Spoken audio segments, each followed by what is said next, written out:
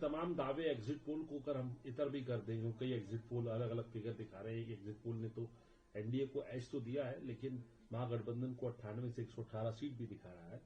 लेकिन तमाम जो एनडीए के नेता हैं वो इस बात का बीजेपी बगैर चोरी किए, बगैर धन कुबेर के, बगैर झूठ बोले सरकार कभी नहीं बना सकती। बीजेपी ने तो प्रयास किया ही कि नीतीश की सरकार ना हो, बीजेपी की सरकार हो। तो बीजेपी तो देखिएगा कहाँ जाएंगे। और अगले बार तो महागठबंधन की सरकार ने सभी एग्जिट पोल बनाया था, 9 सीट से हमको हरा दिया गया। हरियाणा में क्या हुआ था? आप लोग तो इस बार 300 पार सभी चैनल से लेकर के सभी ने कर दिया था देश में। बीजेपी कहती थी 400 पार, टीवी बोल रहा था कि 300 पार। क्या हुआ भैया? क्या हुआ आज तक? चाणक्य का एक बार के बाद क्या हुआ भैया? ये माध्यम है चोरी करने का। आप ये समझो, एग्जिट पोल के बहाने आप चोरी करते हो। अब महिलाओं के बहाने चोरी करोगे, बोलोगे हमने 40,000 को दे दिया है और महिलाएं हमको वोट दे रही है। आप चोरी करोगे और कहोगे महिलाएं हमको वोट दे रही है, हमको वोट दे दी। 4 लाख महिला ज्यादा वोट दिया है। तो भैया 4 लाख महिला आपके खिलाफ भी तो थी। ममता, आशा, जीविका दीदी आपके खिलाफ थी। आपने आंगनबाड़ी को क्या किया? 300 रुपया बढ़ाया। आपने क्या किया? आपके खिलाफ तो थी। राम जाति की महिलाएं को आप देख लो, आप उठा करके देखो। अच्छा, जाति सच को कहां ले जाओगे आप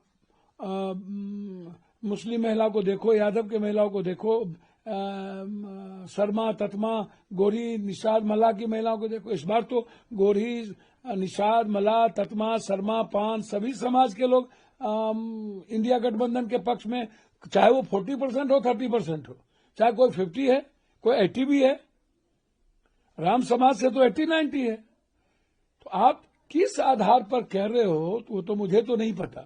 और उसके बाद जीएनजी यूथ में 79-80 के लगभग परसेंटेज जो यूथ है वो बदलाव चाहते थे।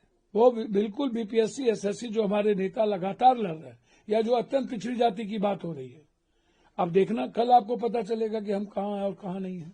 जब बात कर रहे हैं तो मैं आज की ही बात कर रहा हूँ कि अब कुछ तो आज हम माने कि आप लोगों की सरकार बन रही है, इंडिया गठबंधन की सरकार बन रही है, इसके लिए पप्पू यादव जी आश्वस्त है। देखिए, मैं आश्वस्त हूं या न हूं, आज अभी मैं आपसे मुलाकात के बाद तो शुरू हो जाएगी। तो आप इसको देखिए, मैं अगले बार भी 1:30 बजे रात तक काउंटिंग ये लोग ले गए। और फिर मैं कह रहा हूं कि कल सुबह सासाराम में क्या हुआ था? बक्सा ले जाने के लिए क्या लाठीचार्ज करना पड़ा? गलत तरीके से एक ट्रक को भीतर प्रवेश कराया जा रहा था। तो आधार, आप इस आधार को नहीं मान सकते। यह कहना कि फलना पार्टी को इतना परसेंटेज वोट आ जाएगा, कहां से आ जाएगा? 60 लाख वोट उन्हीं को मिल जाएगा। तो बिल्कुल एकदम आप इसको समझ लीजिए कि गलत तरीके से लोकतंत्र की हत्या करके, लोगों के अधिकार, मत का अधिकार का हनन करके और इंस्पेक्टर राज को कायम करके सत्ता में अगले बार भी बने रहना और फिर से चोरी करके सत्ता में आना, यह देश की डेमोक्रेसी के लिए सही नहीं है। आक्रोश बढ़ेंगे, गुस्सा लोगों में धीरे धीरे बढ़ती जा रही है। और मुझे लगता है कि जो मैं समझ रहा हूं कि एक दिन लोकतंत्र की रक्षा के लिए लोग सड़कों पर आ जाए। आखिरी और महत्वपूर्ण सवाल सर, आप जो कह रहे हैं इसका मतलब ये लग रहा है कि आपको एक प्रशासन कहीं ना कहीं जो है गड़बड़ियों के आप आरोप लगा रहे हैं और ये भी मान रहे हैं कि सरकार नहीं बनेगी। अच्छा अमित भाई, कैसे 160-65 की बात करते हैं? हम ये तो मान ही नहीं रहे सरकार नहीं बने। अगले बार तो आप हमको 9 वोट से हरा दिए ना भाई, तो 9 सीट से, ये तो दिख ही रहा है। और सीमांचल, कोसी, मिथिलांचल की स्थिति देख लो आप। इस बार एनडीए कहां है और इंडिया कहां है? वहां की जनता ने भरोसा किया इंडिया गठबंधन पर। आप किस आधार पर चुनाव जीतोगे भाई?